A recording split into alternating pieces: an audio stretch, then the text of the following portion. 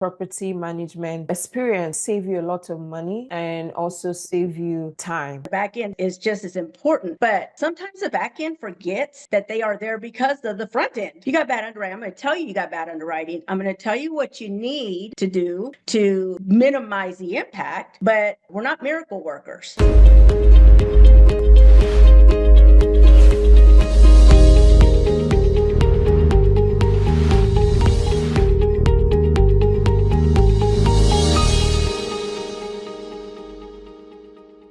Welcome everyone to another edition of Ask the Multifamily Expert. Today I have with me Cecilia, and we'll be talking a lot about property management. But let me give you a little background on how I started my multifamily journey. Do you know I started my multifamily as a property manager? I know many of you are not aware of it, but that was how I started my multifamily journey. Not even my multifamily journey, my real estate journey. And I said that one day I will be an investor rather than helping to operate property. It's sweeter on the other end, having to do the operation, but guess what? Without having to do the operation, it's going to be a lot of work. The business might even fail if you don't have the right people that can help you manage your property, or if you don't have the expertise for you to manage the property. So this is a very, very, very important aspect of having to do the business called real estate or multifamily. Is the center of the entire process. So that's why we are having this conversation to dive deep into how you can select or you can become a property manager. And I have with me someone that has more than 30 years experience in affordable housing and other forms of multifamily management. But before we go there, I would like to speak a little about our YouTube channel. If you've not subscribed to our YouTube channel or our Facebook group, then you might be missing out on a lot of content. For us this year, we've been really targeting about sustainability of wealth. So yes, we are all concentrated of making money, having to have a lot, but we are not thinking about after I make the money, what next? So what we are doing is we are taking the proactive steps in advising and creating content for people that are really ready to move their investment into another level and ensuring that it's sustained from generation to generation. So we are putting out a lot of content, especially in wealth building. So you don't want to miss out on our post in this year. So if you've not subscribed, please go down to Blue Ocean Multifamily Group on YouTube and Blue Ocean Multifamily Group on Facebook and Blue Ocean _MF Group on Instagram. For some of you, you've noticed that we've not been really active on Facebook and even on Instagram. Is because a few days to our event, the event we had on the 7th and 8th, for some reason, Facebook just decided to deactivate our account. So we are starting afresh, especially on the Instagram. And my personal Facebook was deactivated. So I just created one. And if you see me, please add me as a friend and all that. So that is for that. So now let's dive into what we have today. We'll be discussing selecting and managing the right property management team. So Cecilia, I like to ask every guest that we have to always introduce themselves, because there's no way I'll do a better job at introducing any one of them, because they know themselves and they can relate or talk about themselves more to the audience. So please, who is Cecilia Cosio? Did I pronounce it well? Yes, you did. Thank you. Yes. Hey, everyone. I'm Cecilia Cosio. I'm the CEO and founder of Next Gen Legacy. I created Next Gen Legacy out of just a deep dream and desire to really get into acquisitions. I understood property and asset management, and I wanted to make a long-term community impact. So my company's mission is to build a legacy that benefits future generations through strength, collaboration, and forward-thinking leadership. And I started out as a leasing agent 30 years ago. That is how I started out on this journey. And from there, I am here today as an owner and a operator. Thank you so much for introducing yourself. It's very funny because I remember how I also started. I think mine was as a result of just being in the midst of construction workers, engineers, and architects. So I was always in their midst because I started as a cleaning company. So then they used to call us to come and do something called post-construction cleaning and all that. So based on that, all the people I knew were construction developers, architects, project managers. And that was when we started seeing flaws on how a property manager needs to start from the beginning of when they start digging the ground. That is how we perform in my home country. The property management company starts from the beginning because they need to understand the maintenance part of the entire process. If the construction team are not building according to how the maintenance is going to be very seamless, they can advise and say, based on our experience, I think you should use this material than that. So they're very, very incorporated into development in my own country. But I see in the US, that is not done. We see developers doing their job and the property management coming maybe when they're about finishing construction to start leasing up and all that. So for you, you said you started as a leasing person before you built your own company and started. Was it a dream? Was it something you wanted to, or life happened? Going to school to be a teacher, and there was a leasing position open. We were living at Fort Hood at the time, and so I went and applied for the position, and it just grew from there. I mean, there was a need. There wasn't a property manager who was ever really on site, and the residents needed to be taken care of. So I just stepped in and took care of them. And you're right in this. Many developers tend to create their business plan and design the buildings without property management feedback. And that has probably been a big struggle for me, especially in the affordable housing side of things, because when you talk about that, you really need to know what the customer is looking for. And I understand there's a value add side to things, but when we talk about developments, who are you serving and what are the real needs? And I go back to, it is a team sport. Like, this really takes a team from beginning to end. And sometimes we tend to play in our own little silos, and that is never good for the business. Exactly, because I remember when we took over a property, and the first thing the property manager said was, oh my God, this painting is going to cost us a lot if we maintain it. Yeah, cheaper ones that are washable and durable, that can save cost, and we don't have to be painting every year. So if they are not incorporated into the system, let's say a developer is working on their own, that might be an issue, because a developer would just want to do things that will suit him, not knowing to do things that will suit, one, reduce cost, and also very good for the tenants or the people that will be staying on those properties. So if you're a developer or you're hearing this, it's important that while you're starting up, you incorporate property management experience or advice in your development. It will really save you a lot of money and also save you time. Now let's dive deep into this. Now, how do you pick a rock star property management company? Because one of the things that many people face is picking the wrong property management company. And I've also seen a case whereby you have property management companies that are so eloquent, they speak well, they know all the answers to all the questions. And you put them on the job, oh my God, it becomes a disaster. So based on your experience, how do you think a newbie or someone that just bought a property or someone that is looking into going to this can pick out the best? What are the criteria they should look out for? Let me tell you a little bit about it's two-sided, right? It should be two-sided. When you're out there looking for a property management company, you want them to be interviewing you as well, because a good property management company is going to be fully transparent, and the communication in what they tell you is key. Absolutely. Some of them speak the language very well, but I look in the weeds. I look to see, like, when they're speaking, is it just from report or is it from hands-on experience? I look to see, when we're talking to people, is the president able to walk onto a property with me? And I say that because as a president, about 4,000 units and a VP of, up to 6,000 units, I could walk onto any one of my properties and know what was happening. And not because you micromanage, but because you pay attention, right? It's a trust but verify. It's a train. It's a process. There's so many different nuances to what we do every day on the property management side. So from an ownership side, when we're speaking to property management companies, I look in between the lines of that eloquent language or writing, because the data is a data. Whether it's good or bad, it's a data. And when you start digging into that data and start asking questions, you quickly realize if this is a sales pitch or if this person really does know the area or know the market or understand the rents, understand their teams. Because without the teams, you're not going to perform. So when I look for people, I look for ownership. I need people who bring solutions. Some people are thrown off by a manager with a very strong personality. I actually enjoy it as long as that strong personality, because most of them are really like,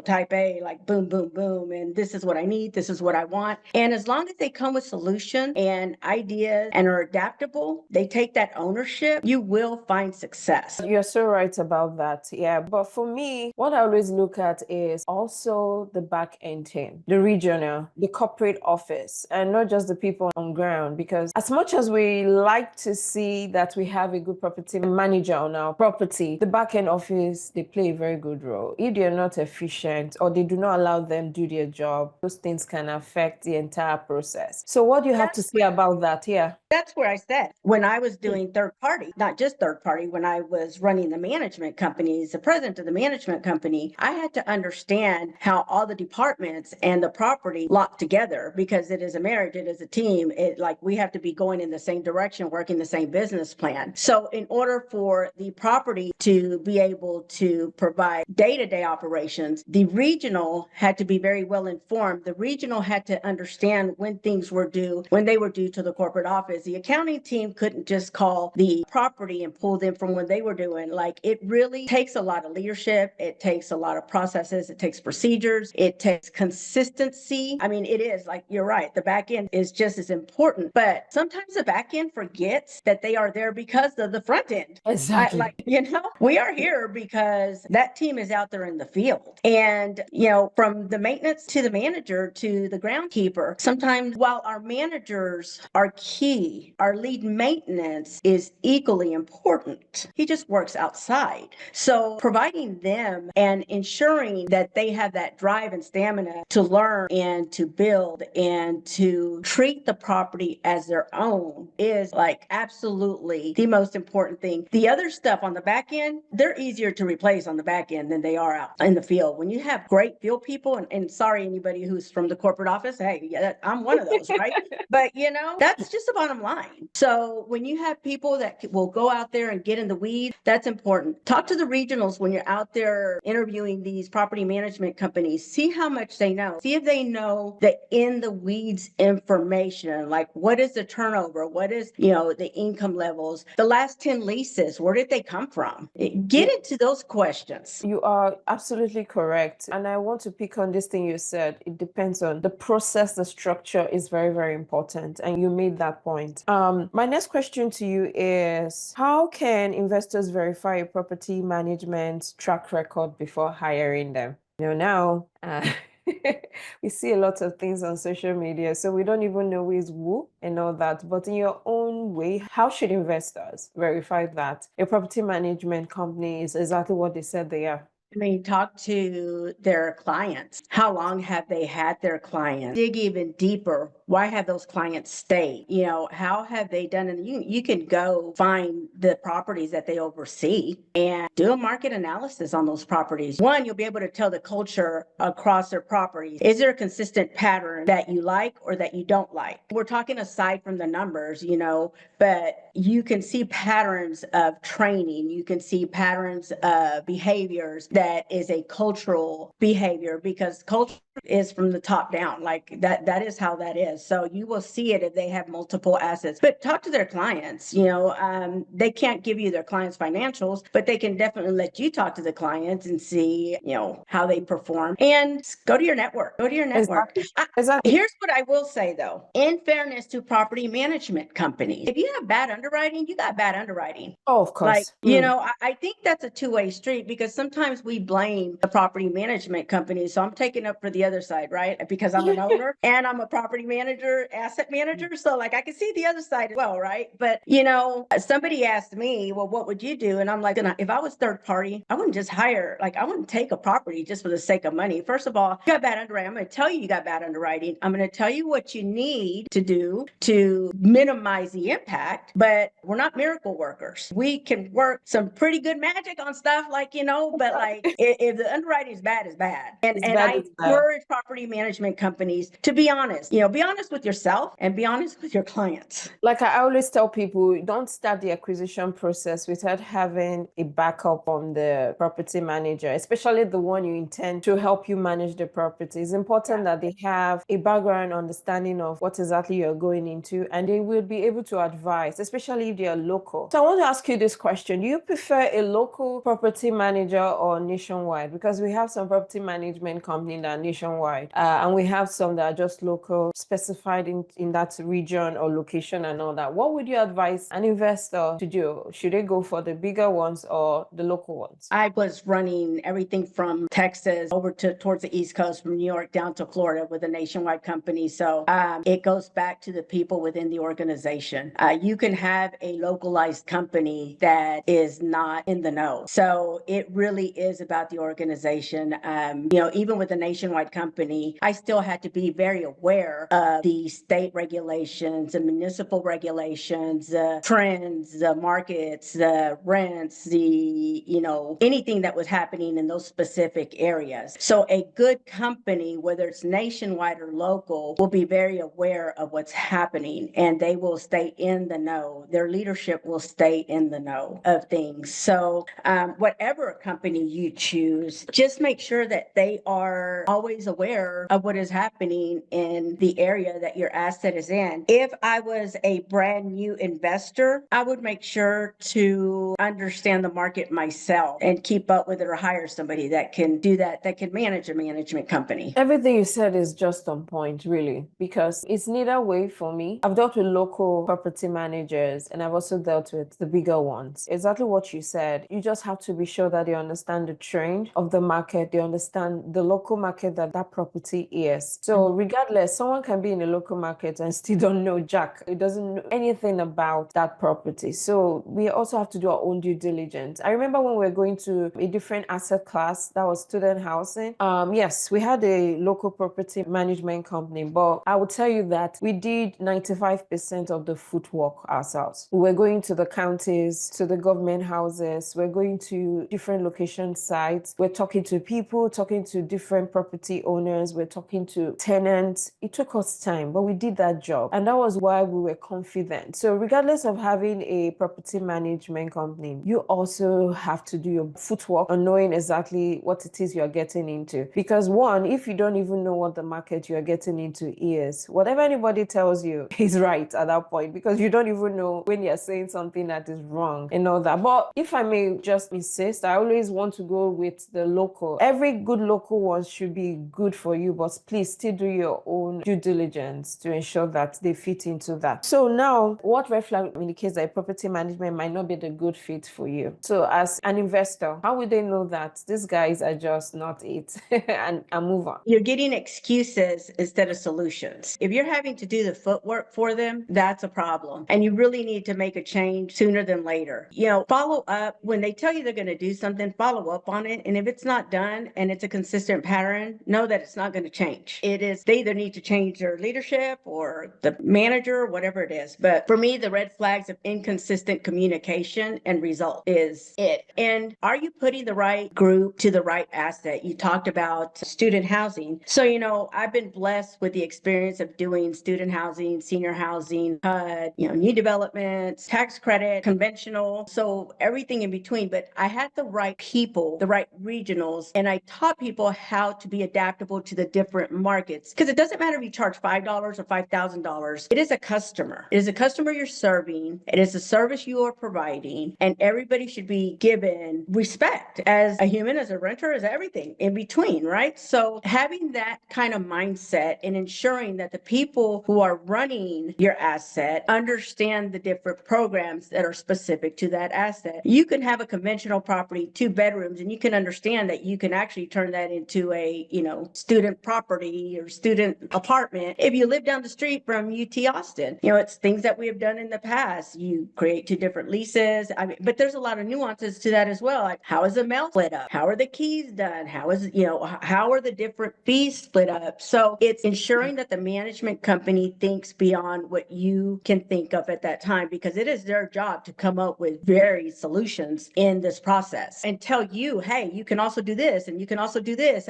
What this is a result. Talk about risk. People who talk about ADA, people who talk about fair housing and anything that allows you the ability to, one, minimize your risk, and 2, maximize your profit. Exactly, that is it for me. I think that's a red flag. If I'm having consistent issues, no solution, communication is zero. In short, I breathe and live with communication. If a property management company takes forever to respond to the owner, then you should wonder what what he or she will be doing with the tenant. And we all know that tenant retention is very key in managing a property because they are the customers, really. They are the most important part of the entire process. They are the ones bringing in the money. And if they are not responding to them on time, then you know that that's a problem. So if that is happening to us as owners, then that's a red flag for me that you're not responding to me on time. Then what are you doing with the tenants? So I'll start asking questions and all that. And you also made another point that we also need to look for a property management company that is specialized in different aspects. Most times we don't have one single property management company that can handle both residential, commercial, retail, and all that. We see property management companies that are built in different expertise, although there are some that have a general knowledge of the entire process. So what will you say about that? What should investors ask in terms of wanting to know the expertise on who to recruit or who to get involved in their property? Would you like to talk a little about that? What they should ask specific to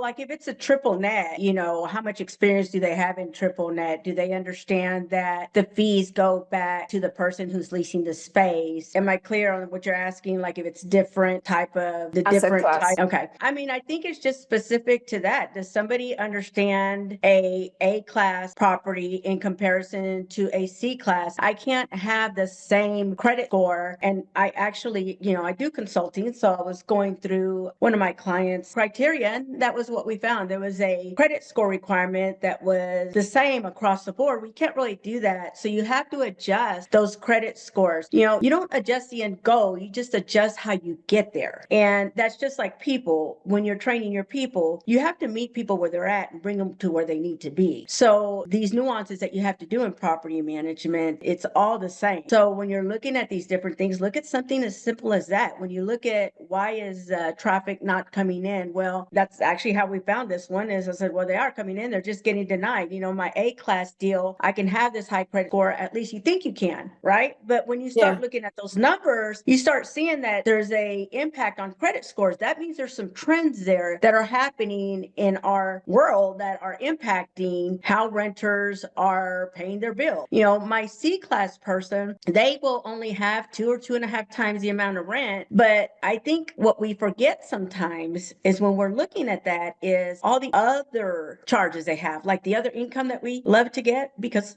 we do it and we include it in our underwriting. And we say, well, they only need to make, 45,000 a year. No, the reality of it is they need to make 54,000 a year. That's understanding the different asset classes and how you're going to get to that end goal. A lot of times we just include that rent when we should include all that other income that we also charge them for. So I ask those different questions from the property management companies because it helps me understand where they're at and what their thinking is and how in depth their analysis is prior to giving them a property. So if you're here today, you understand that it's not just about putting a phone call across your property management company. There's a lot that goes into selecting or making sure that they are. So for properties assets that are like 70 units and above, if you go get a property management company that is expertise is just within 5 to 10 units, you might have problems. So you just need to look for the right property management company for the right asset. So now we're going to dive into common headaches, some maintenance nightmare that can financially cost you harm. So now, how do you manage unexpected expenses while keeping the property profitable? And let me tell you this, when we are buying a property, typically between the first 1 year to 18 months, the property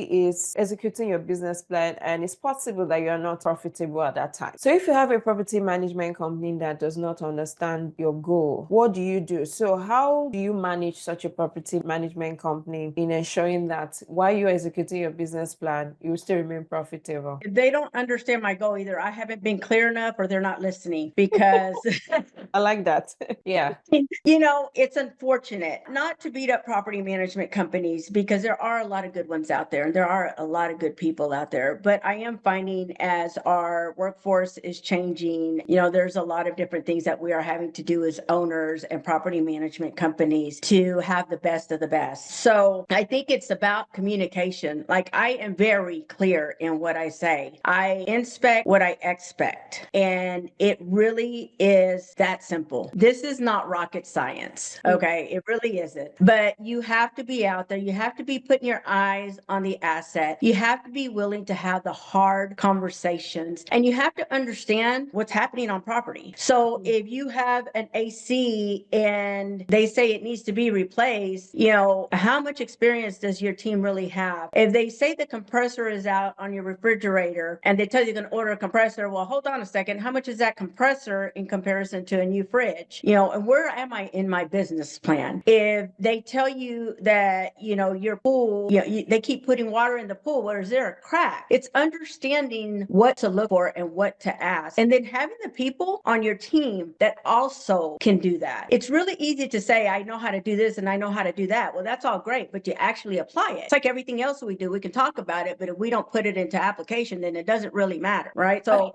keeping your eyes on the team and asking the questions and asking the follow-up questions to something that doesn't sound right. So expenses is about knowing your property, walking your property, ensuring your property management company isn't pencil whipping, trust but verify, look at the invoices. Like, are they ordering from Home Depot? Are you on a rebate program? Are you ordering from Lowe's? Are you going to the store? Are they using the Lowe's card that gives you a rebate program? It is that simple. Whether you're a large management company or a local management company, there are many ways that you can save money, but it's really putting pencil to paper and looking at the expenses in detail. I like what you said at the beginning. It's either I'm not communicating well or they're not listening to me and all. And that's very true. Because I remember when we had some issues at the beginning. One, this deal, we didn't raise the entire money. So we were cash strapped, but we needed to communicate that to our property management company. So for example, if they were not listening to us, they would come up with different strategies and we'd be like, how do we fund them? And all that. So one of the things I remember that we did was to make them take out the shoe of an owner. Okay, position yourself, put yourself in an owner's shoe and see how that would look like. So we were able to bring them to that level. So bringing them to that level, let me tell you what that did for us. He made them to now start thinking as the owner. So in other words, things that could be pushed or things that we saw in terms of priority were not priority, we move them backward. Things that are priority, they come and say, no, this is priority and BB, we cannot afford to take it back, but this one we can hold on. So guess what? Another thing that we did was we all decided as GP members, we're not going to take a dime from that business for a while. And guess what they did? They also did the same for us. They said, for you to do that, we also, to show you a commitment, we'll not take our management fee for this period of time. We'll take it in the future. We just want this to work. So you also want to get a property management company that can put themselves in the owner's shoes and also to partner with you as if you all are in it together. Because if there's no unity amongst the both of you, then there will be issues. So now what they help us to do is to help us reduce our expenses. So they go to the budget and say, oh, this is not on the budget, we're taking it out. This is not on our budget, we're not doing it. Because they understand and because they are hearing us, just like what you said, is either they are not,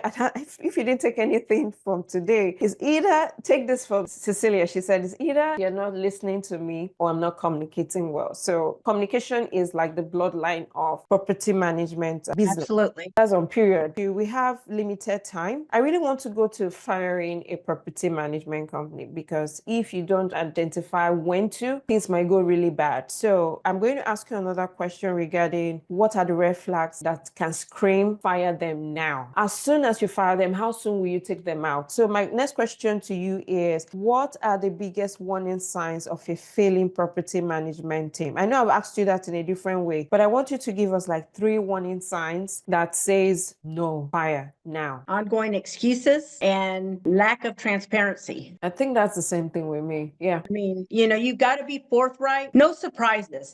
That's what it comes to. And if you continue to provide me surprises, or I'm continuously having to find the problem, then you're not doing your job. Your job is to manage a property, maximize income, cut expenses, provide a service to the resident, minimize risk, add value to my asset. And if I'm constantly having to be on you with all this, there is a problem. And I recommend that if you don't see change within, 90 days, you need to start making a decision and make it quickly. There is no easy way. And I wish I had the solution to say, like, this will be a seamless transition, but there isn't. You're making the transition because the situation is not seamless. Yeah, I want to, this is the follow-up question to this. So at the point when you want to fire them, how long do you give them to go before you transition to another property man? Because I've had that conversation with someone. Do you give them time to tidy up or you need to do it now? So what would you recommend?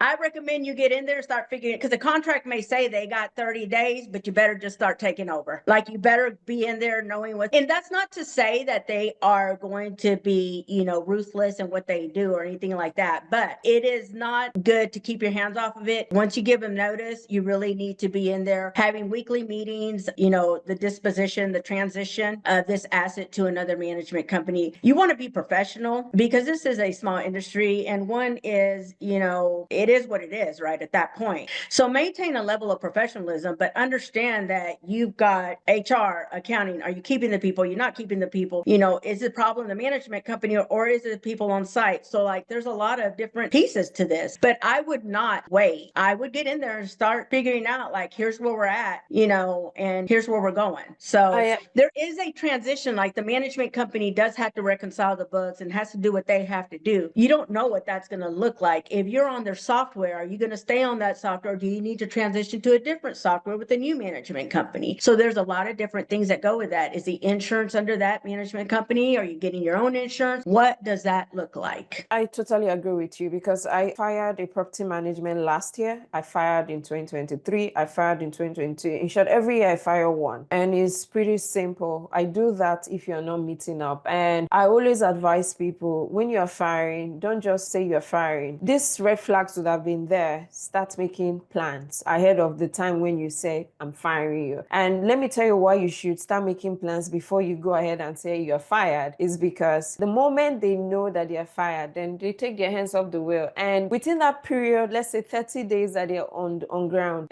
you don't want to know what can happen to your property within 30 days. So you want to be prepared before you say you are fired. You must have a Yeah. property management company on standby. You must also, if possible, have your property management software company on standby for you to transition as fast as possible. Because if you're going to fire them, then don't allow them be on the property for so long, because things might go wrong during that period. And that's one of the reasons why the contract agreement between you and your property management company is important. Most times we just sign, we don't read the terms and conditions, because if you have a term that says you can't fire me within 60 days, then you have to follow what is there. I want you to speak a little more about the contract and agreement before people start putting their signatures on a contract. What should they do? You should have it reviewed by an attorney who has experience in real estate contracts. Okay. That's really important. But I would leave it at 30 days. I would also make sure that all bonus structures are based on performance and not on what the company actually does, because I am one of those that believe that bonus structures are an extra above and beyond what your day-to-day pay is. I think that is a big hiccup that we see in this industry, where people don't really read the fine print. And when it comes to financials, the clarity and the expectation of financial reporting, the packages in that financial reporting,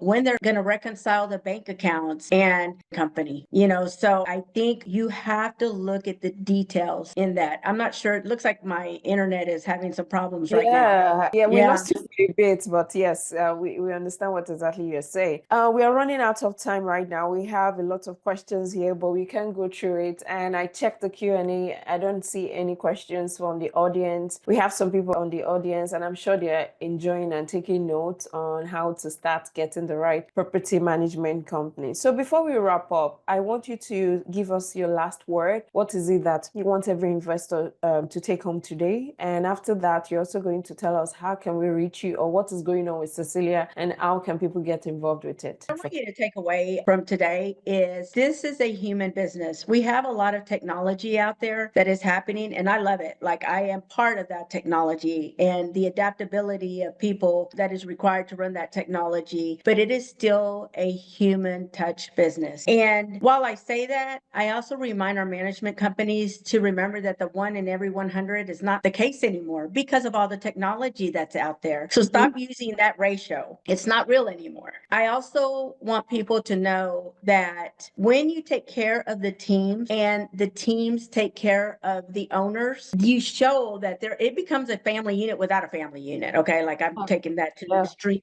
there, but you take care of each other. When you understand, you don't even have to, it's not about getting personal with each other. It's understanding that this is a business that supports our families on site and as an investor. So having that mutual respect for each other is key to the success. But you can only have that if people know you're real. vital. And it's vital to get out there and walk these properties without intimidating the site team members. Talk to them what they're really doing, not what you're expecting them from your ownership level. You share that information, but do it in a way where it is respectful and it is mindful of what they do day in and day out on the property. And for those people that say, well, they're not doing, what they're supposed to, well, then there should be an exit strategy. That's your fault, not theirs. I know I'm being kind of candid there, but that's the reality of it. There is no one answer to this, but I hope that, I provided some insight. What Cecilia's doing today is I've got a couple of things going on. I have a legacy asset property management program that I'm rolling out for investors and owners. And I also have Affordable Foundations Legacy Impact Through Housing podcast that is powered by Multifamily Media Network. So if anybody out there is involved in affordable housing, and that's from home ownership to multifamily to lending, whatever it is, please reach out to me. And if you're interested in being part of my program, then let me know that as well. It's going to be limited to a number of people, and I won't take it over that because it's going to be a program depending on what level you want to come in at that is 6 to 12 months long. So okay, that is what I'm doing. So how can they reach you on social media? Would you like to give them your handles? I am Cecilia Casio on Instagram, and CeciliaCasio.com is my website. Okay, can they reach you on LinkedIn? Because I know you're on LinkedIn. Yes, Cecilia Castillo Casio. Okay, go and look for her on LinkedIn. These are the type of people you should be following. In case you need a property management or a referral, you can speak with her. So thank you so much, Cecilia, for giving us this time. It's supposed to be a 30 to 40 minutes event, but we started late. Thank you so much for taking out the time to speaking with the audience and speaking with everyone. So for the audience, if you're not subscribed to our YouTube channel, please go ahead and do that. It is Blue Ocean Multifamily Group. And if you're not subscribed to our Facebook group, it's also Blue Ocean Multifamily Group. And if you are looking for a deal and you want to start investing passively, log into our website and you see different deals that you can be a part of. Thank you all for taking out this time to being with us. I will see you again on another session of our Ask the Multifamily Expert, which will be coming up in 2 weeks' time. Thank you all and have a wonderful day.